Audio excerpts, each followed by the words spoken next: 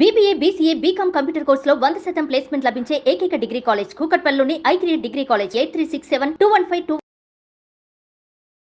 అందరికీ నమస్కారం. నా పేరు మాధురి. మీరు చూస్తున్నది సుమన్ టీవీ నెట్వర్క్. ఇప్పుడు సీజన్ మారింది కదండి. సీజన్ మారినప్పుడల్లా కూడా అనారోగ్య సమస్యలు కూడా విజృంభిస్తూ ఉంటాయి. మరి ఇలాంటి జటిలమైన పరిస్థితుల్లో దైవారాధన ఏ విధంగా చేసుకున్నట్లయితే మనకి ఉపశమనంగా ఉంటుంది, ఇలాంటి విషయాలు మనకి తెలియజేయడానికి మనతో పాటు ఉన్నారు ప్రముఖ జ్యోతిష వాస్తు పండితులు బ్రహ్మశ్రీ నందిబట్ల శ్రీహరి శర్మ గురువు గారు. నమస్కారం అండి. వాగర్థావివ సంపృక్తౌ వాగర్థ ప్రతిపత్తయే జగతః పితరౌ వందే పార్వతీ పరమేశ్వరౌ. ఆదిత్యాయ చ సోమాయ మంగళాయ బుధాయ చ గురు శుక్ర శనిభ్యశ్చ రాహవే కేతవే నమః. శృంగేరి జగద్గురు పీఠాధిపతులకి, కంచి పీఠాధిపతులకి నమస్కారములు తెలియజేసుకుంటూ కార్యక్రమాన్ని ప్రారంభిద్దాం. గురుగారు, సీజన్ మారినప్పుడల్లా కూడా అనారోగ్య సమస్యలు కూడా పెరుగుతూ ఉంటాయి కదండి. ముఖ్యంగా మళ్ళీ కరోనా విజృంభిస్తుంది, చాలా మంది ప్రాణాలు కోల్పోయారన్న మాటలు కూడా వింటూ ఉన్నాము. ఇలాంటి పరిస్థితుల్లో దైవారాధన ఏ విధంగా మనకి చేసుకున్నట్లయితే మనకు ఉపశమనంగా ఉంటుందంటారు? ఇక్కడ మనం గమనించాల్సినటువంటిది అంటే వాతావరణ మార్పులు అనేటువంటివి ప్రకృతిగా సహజం, అవన్నీ కూడా ఎప్పుడు మారుతూ ఉంటాయి. కానీ ప్రతి మానవుడికి బ్రహ్మ ఇచ్చినటువంటి ఆయుష్ 120 సంవత్సరాలు. గత జన్మ కర్మదోష ప్రభావాలు అనేటువంటివి ఉండడం, ఈ కారణం చేత అనేక మంది అర్ధాంతరంగా పోతూ ఉంటుంటారు. కర్మదోషాల వల్ల కావచ్చు, కుటుంబంలో ఉన్నటువంటి శాప ప్రభావాల వల్ల కావచ్చు. ప్రతి వ్యక్తి కూడాను గండదోషములు ఉంటాయి. ఆ గండదోషంలో ఏ వ్యక్తికైనా పుణ్య రాశి తగ్గిపోతుందో, ఆ గండాలు అనేటువంటివి ఎదురైనప్పుడు అక్కడికి అతని యొక్క ఆయుష్ తిరిగిపోతుంది. ఇదే మనం గమనించాల్సినటువంటి. అందుకనే పూర్వ జన్మలో మనం చేసినటువంటి అనేక గండ దోషాలు తొలగిపోవడం కోసం తాత ముత్తాతల పెద్దలు కూడా ఎప్పుడు కూడా మృత్యుంజయ ఆరాధన అనేటువంటిది చేసేవాళ్ళు. మరీ ముఖ్యంగా అంటే మృత్యుంజయుడు అంటే ఎవరో కాదు, పరమేశ్వరుడే. ఆ పరమేశ్వరుని మృత్యుంజయుని యొక్క రూపంలో మనం ఆరాధన చెయ్యాలి. ఎలాంటి విధానంగా ఆరాధన చెయ్యాలనేటువంటిది ఇక్కడ ప్రాముఖ్యత. చాలామంది ఏమనుకుంటారంటే మృత్యుంజయ మంత్రం ఓం త్రయంబకం యజామహే సుగంధిం పుష్టివర్ధనం ఉర్వారుకమివ బంధనాన్ మృత్యోర్ముక్షీయ మామృతాత్, ఇది కదమ్మా. ఇది అందరికీ తెలిసిందే. ఇది సాధారణమైనటువంటి మృత్యుంజయ మంత్రం. దీనితో ఫలితం సాధించాలి, ఈ మంత్రాన్ని జపం చేయడం ద్వారా సంపూర్ణ ఆరోగ్యం సిద్ధించాలి అని అంటే ఈ మంత్రాన్ని సిద్ధింపజేసుకున్న బ్రాహ్మణుడు మనకు కావాలి. సిద్ధింపజేసుకోవడం అంటే అక్షరాలు 1,00,000 చేయాల్సిందే కదండి. కలియుగ ప్రమాణాన్ని అనుసరించి ఒక 4 లక్షల జపం చేస్తే ఏ మంత్రమైనా సిద్ధిస్తుందమ్మా. కాబట్టి ఇక్కడ అంత మంత్రాన్ని సిద్ధింపజేసుకున్న వాళ్ళు మనకి ఎక్కడ దొరుకుతారు? పంచకట్టుకున్న వాళ్ళందరూ బ్రాహ్మణులే, కానీ అందరికీ ఈ మంత్రము సిద్ధింపజేసుకున్నారా అంటే కుదరదు. అయితే ఇందులో కూడా అనేక రకాలైనటువంటి, మీరు అన్నట్టుగా కరోనా ఇప్పుడు బాగా విజృంభిస్తుంది. ఈ విజృంభిస్తున్నటువంటి సమయంలో మనం గతంలో కూడా 2020లో కూడా కరోనాను చూసాం. కానీ కొంతమందికి ఒక మృత్యుంజయ మంత్రాన్ని జపం చేయడం ద్వారా, నా వ్యక్తిగతమైనటువంటి పర్యవేక్షణలో జరగడం ద్వారా కొంతమంది ప్రాణాలని నిలబెట్టగలిగాం. అది మన గొప్పతనం కాదమ్మా, శాస్త్రం యొక్క గొప్పతనము, మంత్రం యొక్క విశిష్టత. అయితే ఏంటది అనేటువంటిదంటే ఈ మంత్రముతో చాలా మటుకు ఇక డాక్టర్లు కూడా మనం చేతులెత్తేసిన సందర్భంలో ఈ మంత్రంతో కొన్ని జీవితాల్ని నిలబెట్టిన సంఘటనలు కూడా ఉన్నాయి. నాకు తెలిసి కొన్ని సంఘటనలు గుర్తున్నాయమ్మా. అంటే ఇటీవలి దాకా కూడా ఈ మంత్ర ప్రయోగ ప్రభావము వలన పునర్జీవితులైన వాళ్ళని చూశాం. 2013లో మెదక్ నుంచి ఒక ఆవిడ ఫోన్ చేశారు. మా తోటి కోడలికి ప్రీ మెచ్యూర్ డెలివరీ, ఉమ్మనీరు పూర్తిగా అయిపోవడం వల్ల అమ్మాయిని సిజేరియన్ ఆపరేషన్ చేయాల్సి వచ్చింది. అబ్బాయి పుట్టాడు. కాబట్టి అబ్బాయి ఒక చోట, మా తోటి కోడలు ఒక చోట ఉంది. ఇంక్యుబులేటర్లో పెట్టాలి, 10,000 రూపాయలు రోజు ఖర్చు అవుతుంది. అంత పెట్టుకునే శక్తి మాకు లేదు. ఇప్పుడు ఈరోజే పలానా సమయంలో పుట్టాడు, ఇంతకుముందే జీవిస్తాడు ఆ అబ్బాయి అని అంటే అప్పు తెచ్చేనా కానీ మేము పెట్టుకుంటామంటే చివాట్లు పెట్టాను నేను. అమ్మ, తల్లి తర్వాత పెద్ద తల్లివి, తోటి కోడలు అంటే పెద్ద తల్లే కదా. తోటి కోడలు తల్లిగా ఉండాల్సిన మాట నీ నోటి నుంచి జీవిస్తాడంటే పెట్టుకుంటాం, లేకపోతే ఆ అబ్బాయిని వదిలేస్తాం గాలికి అని అంటే చాలా తప్పమ్మా. నేను దీనికి ఏమీ సమాధానం చెప్పను. మీరు వచ్చి నన్ను కలిస్తే అప్పుడు నేను మాట్లాడతాను, ఎందుకంటే మీరు తప్పు మాట్లాడారు అని అనడంతో వాళ్ళు తప్పు తెలుసుకొని వాళ్ళు రావడం జరిగింది. ఉన్నప్పుడు ఆ ప్రశ్న వేసుకున్నాం, అంటే జాతకం కన్నా ప్రశ్న వేసుకున్నప్పుడు జీవితుడయ్యే అవకాశం కనబడుతుంది ఆ ప్రశ్న శాస్త్రం ద్వారా. అమ్మ, మీకు తెలిసినటువంటివి అందరికీ తెలిసినటువంటి మృత్యుంజయ మంత్రం వేరు, బీజాక్షరాలతో కూడుకొని అనులోమము విలోమము, అంటే ఈ త్రయంబకం యజామహే అనే మంత్రానికి అసెండింగ్ ఆర్డర్లో కొన్ని బీజాక్షరాలు మరియు డిసెండింగ్ ఆర్డర్లో కొన్ని బీజాక్షరాలు కలుపుకుంటూ చేసేటువంటి యొక్క ప్రయోగ విధానం ఉంది. దీని ద్వారా ఎటువంటి జటిలమైనదైనా కానీ సమస్య నివారణ అవుతుందనంటే వాళ్ళు ముందుకొచ్చారు, చేసాం. మొదటి రోజు వచ్చారు, తీర్థం తీసుకున్నారు.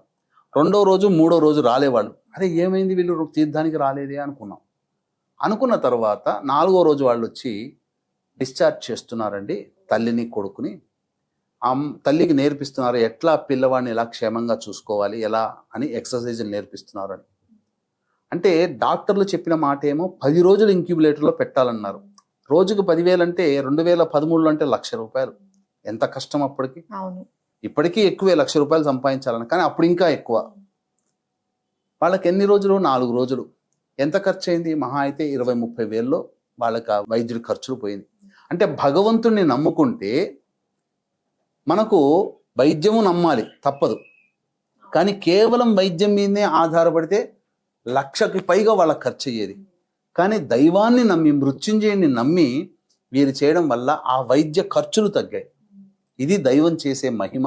పైపెచ్చు ఆ అబ్బాయికి అపమృత్యు భయదోషం తొలగిపోయింది. ఇది ఒకట.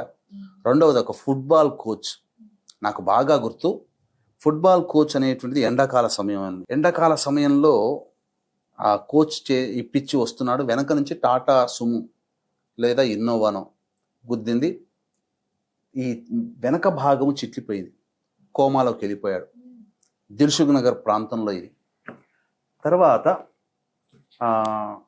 ఎవరో చెప్పారు ఇట్లా ఇబ్బందులు పడుతున్నానంటే, ఏదో టీవీలో చూశారో మరి ఏదో, మొత్తానికి పలానా వాళ్ళని సంప్రదించాలంటే వాళ్ళు వచ్చారు.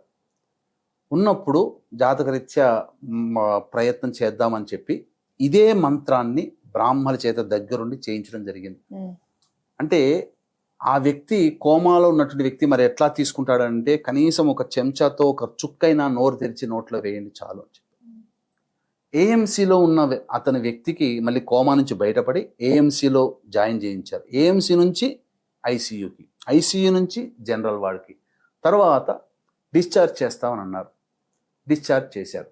చేసేటప్పుడు అడిగారు మంచి రోజా, ఎప్పుడైనా చేయొచ్చానంటే, మేము మొదలుపెట్టింది ఇదే వైశాఖ మాసంలో ఆదిశంకరాచార్యుల వారి జయంతి, వారి జన్మదినం రోజున ఇద్దరికి తారాబలం గుర్తుంది. అబ్బాయికి, అదే భార్యాభర్తలు ఇద్దరికి మొదలుపెట్టాం. ఆ అమ్మాయి పేరు నాకు గుర్తుంది, కల్పన.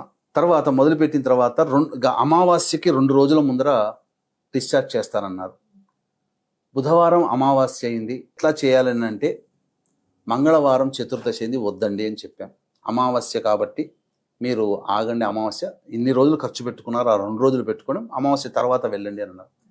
డిశ్చార్జ్ అయిపోయాడు. కానీ కొద్దిగా జ్ఞాపకశక్తి అనేది తగ్గిందట, కానీ మామూలు వ్యక్తి అయ్యాడు. కొంతమందికి కిడ్నీ సంబంధించినటువంటి ఫెయిల్యూర్లో ఉన్నప్పుడు వాళ్ళకి డాక్టర్ల ద్వారా చెప్పినప్పుడు ఈ యొక్క మంత్రముతో పాశుపత విధానంగా పారాయణం చేయించాం. మరొక ప్రయోగ విధానంగా ప్రయోగం ఒక 54 పారాయణాలు చేయగానే రిపోర్ట్ చూసుకుంటే ఆ అబ్బాయి క్లియర్ అయిపోయింది. వాళ్ళని చేశారు. రీసెంట్గా, వెరీ రీసెంట్గా యుఎస్లో నుంచి కాల్స్ చేశారు. అంటే ఇదివరకు ఎప్పుడో ఒక 2 సంవత్సరాల కిందట అపాయింట్మెంట్ తీసుకున్నారు. వాళ్ళకి సంబంధించినటువంటి పరిహారాలు అప్పుడు చెప్పాము, వాళ్ళు ఏదో చేసుకున్నారు ఎక్కడో. వాళ్ళ భర్తకి జాతకం చూయించుకున్నారు. మొట్టమొదలు నాకేం చెప్పలా, జాతకం చూయించినప్పుడు అనారోగ్య సూచనలు కలిగేటువంటి జాతకము, పైగా కొన్ని లక్షణాలు ఇవి చెప్పాను, అవన్నీ సరిపోయాయండి, వెన్ను సంబంధమైనటువంటి వాటికి అని చెప్పడం జరిగింది. మీరు చెప్పింది కరెక్టే, ఆ వెన్ను సంబంధంగా కిడ్నీ ఉండేది అక్కడే కదమ్మా, కాబట్టి ఆ విధంగా ప్రాబ్లమ్స్ ఫేస్ చేస్తున్నాము అని చెప్పి భయపడ్డారు. అసలు ఎట్లా అంటే ప్రాణం పోతుందేమో అనేంత భయం కూడా వాళ్ళలో కలిగింది. పదే పదే ఏం చేసుకోవాలి, ఏం చేసుకుంటే మంచిది అంటే, ఇలాంటివి ఉన్నదండి, మృత్యుంజయం మీకు తెలిసింది అది, కానీ మీకు తెలియనటువంటిది ఉంది, ఎవరికీ తెలియదు ఈ బీజాక్షరాలతో సంపుటీకరించి అమృతం మృత్యుంజయం అని అంటారు అని చెప్పి చెప్పడంతో వాళ్ళు ముందుకొచ్చారు. బాగుపడతామా, మంచి జరుగుతుందా, అనారోగ్యం నుంచి బయటపడతామా, మాకే ప్రాబ్లం ఉండదు కదా, మళ్ళీ డాక్టర్లో వెళ్ళేంత ఇదిగా ఉండదు కదా అని చెప్పి చాలా బయటపడారు. యుఎస్లో అంటేనమ్మా వాళ్ళకి ఆ హాస్పిటల్ ఖర్చులు చాలా లక్షల్లో అవుతాయి. ఒక్క పన్ను పీకితేనే $1000 ఖర్చు అవుతుందమ్మా. అటువంటిది వాళ్ళు హాస్పిటలైజ్ కాకుండా ఉండాలని కోరుకుంటారు అమెరికాలో ఉన్న వాళ్ళు. ఎందుకంటే ఇక వేల డాలర్లే ఖర్చు అయిపోతుంటాయి. మరి అటువంటిది ఈ విధంగా మీరు నమ్మరు, మే 2వ తారీఖు రోజున ప్రారంభించాం. మళ్ళీ ఇదే ఆదిశంకరాచార్య జయంతి ఆ రోజు ప్రారంభించాం. వాళ్ళకి సంకల్పం కుదిరింది. చేసిన తరువాత 23 రోజుల పాటు, అంటే మళ్ళీ 26 అమావాస్య అయింది కదమ్మా, ముందు రోజు శనివారం 25వ తారీఖు రోజు అయింది. ఆ రోజున శని త్రయోదశి. ఆ సందర్భంగా హోమం అవన్నీ కంప్లీట్ చేసాం. కానీ హోమం కంటే ముందే జపసంఖ్య 1,00,000 వరకు జపసంఖ్య చేసి తర్పణం చేస్తున్నప్పుడే వాళ్ళు డాక్టర్ చూపించుకున్నారట. ఆ రిపోర్ట్స్లో చాలా మెరుగు వచ్చేసింది. అసలు ఎంత సంతోషపడ్డారంటే అంత సంతోషం. ఇవన్నీ కూడా ఎందుకు ఎగ్జాంపుల్స్ చెప్తానంటే ఆ మంత్రం యొక్క మహిమ. ఇంకా చెప్పాలంటే కరోనా టైంలో ఆర్టీసీ క్రాస్ రోడ్ దగ్గర టెంట్ హౌస్ నడుపుకునేటువంటి వ్యక్తి, వాళ్ళు ఎవరో ఒక వ్యక్తి దగ్గర చూపించుకున్నారు ఆడవాళ్ళు. ఆమె న్యూమరాలజీ అనేది చెప్తుందట. నా ప్రోగ్రామ్స్ చూసి, ఇదే మన సుమన్ టీవీలోని ఇట్లాంటి వాటిలో చూసి ఆమె ద్వారా నన్ను సంప్రదించారు. వాళ్ళకి కొద్దిపాటి జపం చేసి హోమం చేసాం. కరోనా టైంలో ఎన్ని లక్షలు ఖర్చు పెట్టారమ్మా. భగవంతుడు వాళ్ళకి ఆ ఖర్చు అనేటువంటిది లేకుండా చేశాడు. నాకు తెలిసి ఎన్నో మంది హాస్పిటల్లో రోజుకి 50,000 ఖర్చు పెట్టుకున్న వాళ్ళు ఉన్నారు. కరోనా టైంలో లక్షలు ఖర్చు పెట్టుకున్న వాళ్ళు ఉన్నారు. టెంట్ హౌస్ అమ్మేసి 21 లక్షలు ఖర్చు పెట్టుకున్నాం, అయినా మాకు ప్రాణం కావాలి అని అన్నప్పుడు ఈ జపం చేసినందువల్ల వాళ్ళకి ప్రాణదానం జరిగింది. జపము, తర్పణము, హోమం చేయడం వల్ల వాళ్ళు ఇంక అన్ని ఖర్చులు పెట్టాం, ఇంకా మా వల్ల కాదు, మా దగ్గర డబ్బు కాదు, ముందు ప్రాణం కావాలి ముఖ్యమని చెప్పి డబ్బు కోసం ఆలోచించలేదు. ఆ విధంగా మనం చేసి చూపించాం. తద్వారా అతను చక్కగా మేల్కొలుపు కలిగాడు. ఇది జరిగిందమ్మా. దీన్ని ఈ యొక్క మంత్రాన్ని సంపుటీకరణ చేసుకొని పాశుపత విధానంగానైనా చేయొచ్చు, లేదా ఈ మంత్రాన్ని సంబంధించినటువంటి బీజాక్షరాలు కలిగినటువంటి అనులోమ విలోమం ద్వారా ఉన్నటువంటి మంత్రాన్ని జపం చేయడం ద్వారా తప్పకుండా పునర్జీవితులు అవుతారు. వాళ్ళకి గండ దోషములు ప్రతి మనిషికి ఉంటాయమ్మా, మీకు ఉంటాయి, నాకు ఉంటాయి. కానీ చేసుకున్న పుణ్యం ఉన్నప్పుడు ఏమవుతుందంటే గండదోం నుంచి బయటపడతాం. ఆ పుణ్య ప్రభావం తగ్గింది అనుకున్నప్పుడు ఆ గండానికి మనం బలవుతాం. అది జరిగేటువంటిది. కాబట్టి పుణ్యరాశి ఎంత ఉందని మనకు ఎలా తెలుస్తుంది? భగవంతుడికి తప్ప ఎవరికీ తెలియదు. కాబట్టి నిరంతరం పుణ్య కార్యక్రమాలు మానవుడు చేయాలి. ఇటువంటి సందర్భాల్లో ఉన్నప్పుడు కిడ్నీ ప్రాబ్లం కానీ, లివర్ ప్రాబ్లం కానీ, అలాగే సంబంధించినటువంటి క్యాన్సర్ సంబంధించినటువంటి వాటికి కానీ, బ్రెయిన్స్ ట్యూమర్ అనగా బ్రెయిన్ సంబంధించినటువంటి వాటికి కానీ, అనగా నర వ్యవస్థ పడిపోతుంది, పెరాలసిస్ స్ట్రోక్స్లో ఉన్నటువంటి వాళ్ళు కానీ, ఇటువంటి వాళ్ళకందరికీ కూడా మళ్ళీ తిరిగి అవయవాలు పునర్జీవితం గావించేటువంటిది.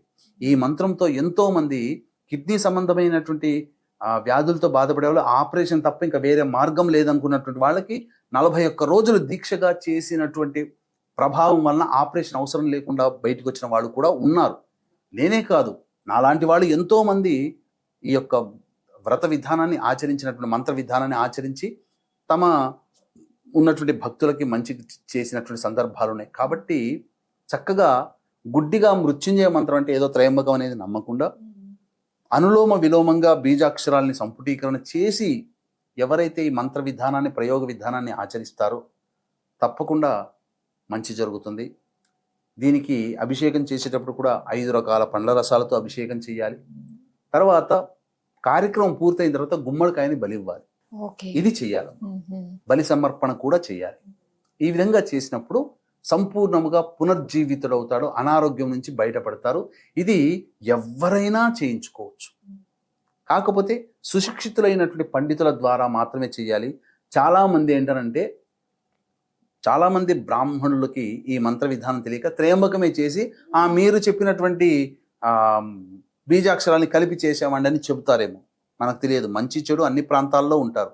కాబట్టి చక్కగా నిజాయితీగా చేయగలిగేటువంటి వాళ్ళని సంప్రదించగలిగి ఈ యొక్క పరిహారం చేసుకున్నట్లయితే తప్పకుండా మంచి రిజల్ట్స్ వస్తాయి. మంత్రానికి చింతకాయలు రాలుతాయని కాకుండా మంత్రానికి ప్రాణమే నిలబడుతుంది అని నా వ్యక్తిగతమైన జీవితంలో ఇంతమందిని దాదాపుగా ఒక 5-6 మంది ప్రాణాలని మృత్యుకుహరం నుంచి బయటికి లాగగలిగాం. అంటే ఏదో సినిమాలో జై పాతాళ భైరవన గారు అన్నీ వచ్చినట్టు అర్థం కాకుండా వైద్యము తప్పకుండా తీసుకోవాలి. వైద్యము తీసుకుంటూ మంత్రము తోడైతే ఆ వైద్యము చాలా గొప్పగా పనిచేస్తుంది. తద్వారా వాళ్ళకన్నీ కూడాను మంచి జరుగుతాయి. ఇదే ఒకే రకమైనటువంటి వ్యాధితో బాధపడుతున్నటువంటి ఒక 3 తీసుకోండి. అందులో ఒక వ్యక్తికి ఆ వైద్యముతో పాటుగా ఈ మంత్రాన్ని కూడా జపం చేయించామనుకోండి, ఆ వ్యక్తి తొందరగా కోలుకుంటాడు మిగతా 2 కంటే అని చెప్పడంలో ఏమాత్రం సందేహం లేదు. బా, నిజంగా మృత్యుంజయ మంత్రం యొక్క ప్రాముఖ్యత, ఆ శబ్దానికే నిజంగా దాని చుట్టూ ఒక వైబ్రేషన్, ఒక ఆరా అన్నది కూడా మనకి డెవలప్ అవుతుంది కదండి. ఖచ్చితంగా ఉంటుంది. బా, చాలా చక్కగా ఎన్నో ఎగ్జాంపుల్స్ తోటి మిరాకిల్స్ మాకు తెలియజేసినందుకు ధన్యవాదాలు గురువు గారు. సర్వం శ్రీ ఉమామహేశ్వర పరబ్రహ్మార్పణమస్తు.